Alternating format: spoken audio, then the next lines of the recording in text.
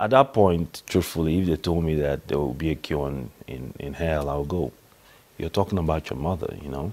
So I went. I remember I went there with my security, my sister, my PA, and when we got there was constant insistence. We were upstairs in one room. There was constant insistence that I come to church that day. And I said, well, that wasn't the arrangement. The understanding is that come do what you're supposed to. Because we kept my mom, we brought her by ambulance, we kept her in the hospital nearby. I said, the understanding is that you lay your hands on her and she'll, get better. But they said, no, you must come to church. Consequently, the argument won. My sisters forced me and I went to church downstairs. I was there, and when the whole thing about touching people and they would say stuff was happening, I found it a little laughable, seriously. I'm saying this on national TV, that people can confirm or not. And I remember my sister pinching me and telling me to stop.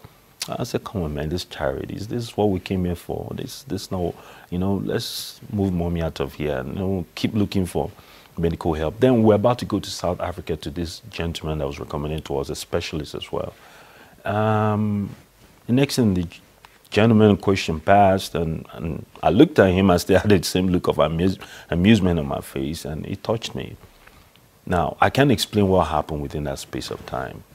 Within that 5 minutes where whatever it is happened. I'm not here to start preferring explanation to spiritual things that is way beyond me. I'm a man that understands how a lot of things work. That I cannot explain.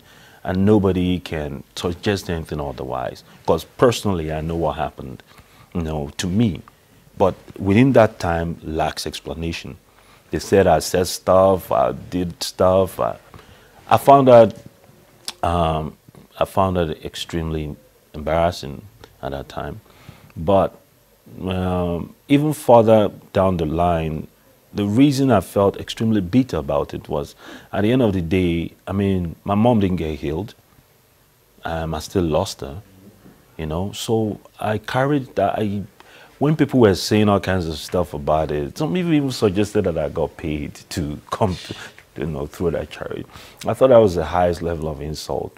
I didn't want to come out in public media and talk about the real reason I was there, because if they understood, they would understand that it's the love of a mother that drove me there. So it happened, and it took the birth of my son really to let that issue go. For a long time, I was very bitter about it. I carried that yoke in my heart, and I just felt, I'm so mad at this man and everything that happened that time. But the truth of the matter is that I was holding myself captive, not him. He had that kind of power over me. Every time I saw him, I would request that it gets switched off. But at the end of the day, when I had my son, one night I got up, looked at my son, and felt the enormity of the kind of love only a father can feel for us. And I said, listen, for the reason, the occasion of my son's birth, I have to let this go. So I did what a man would do, cried about it, held my son, and swore that I would let it go. And by all intents and purposes, I think I have.